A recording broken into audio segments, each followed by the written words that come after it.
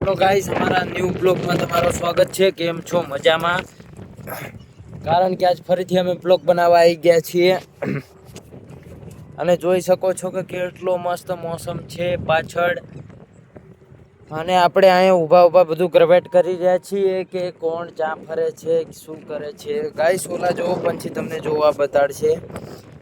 કારણ કે આપણે આયા છીએ તો કપ બનાવીને જવું પડશે ને. કારણ કે નામ બનાવશું નહીં ને તો કોઈ આપણાને ઓળખશે નહીં. પણ તોય છતાં એટલો ડિમાન્ડ કરશે કે આપણે 1 મહિનાના અંદર જેટલું પણ બને એટલું આગળ વધવાનું છે. ગાઈસ, કારણ કે આપણો કોઈ પરવટ જ નથી. આ ખેતર છે જો મસ્ત રીતે.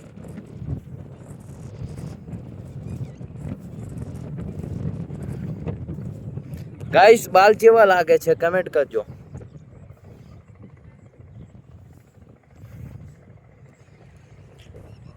આજે પણ સરસ મોસમ છે.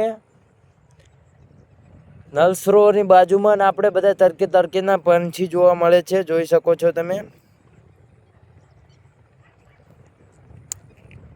બઢિયા પંછી છે અને હું પંછીને અહીંથી જોઈ રહ્યો છું કે કેવી રીતે એ શું કરે છે.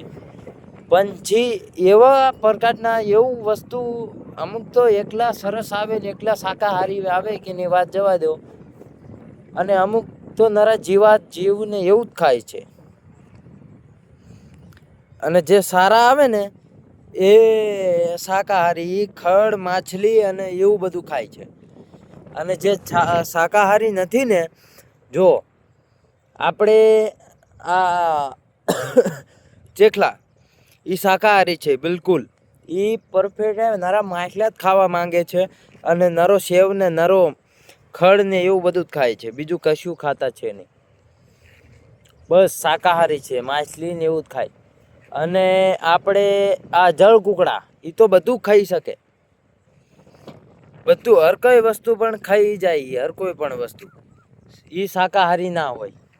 શાકાહારી કોઈ આઈડ છે, કોઈ પંછી છે, કોઈ ચેખલા છે, કોઈ બટાવડા છે, કોઈ પણ વસ્તુ. પણ ટીટોડી શાકાહારી નથી. કારણ કે ટીટોડી તે ખાઈ જાય છે બધું વસ્તુ.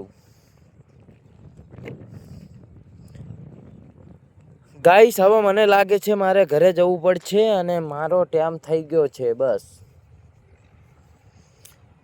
તો અમારો ન્યૂ બ્લોગ કાલ બનશે ને આજ ફરીથી અમે સમાપ્ત કરી રહ્યા છીએ બ્લોગને. કાલે બને તો કાલે આવી જજો. આપણે કંઈ વાંધો નહીં, બ્લોગ તો રોજ બનાવતા રહીશું. આપણું કંઈ કામ નથી, આ બધું જિંદગીનું છે. તમે લાઈક કરો અને સપોર્ટ કરો ને અમારા ચેનલને, તો અમને પણ ખબર પડે કે કેટલાક આપણે આગળ જવાનું છે.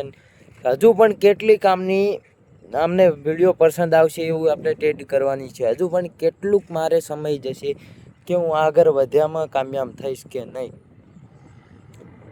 ગાઈસ, એક દાડાનો એવો સમય આવશે ને કે એક દાડો તો હું વધીશ ને વધીશ જ. તે ભલે મારે ગમે એ લાઈકના માટે થઈ જાય, ગમે એ દુનિયામાં માટે થઈ જાય, ગમે એ માટે યુટ્યુબ માટે થઈ જાય, પણ હું વધીશ ને વધીશ. 110%. જય હિન્દ, જય ભારત, જય શ્રી રામ. આજનો બ્લોગ આપણે અહીંથી કટ કરીએ છીએ.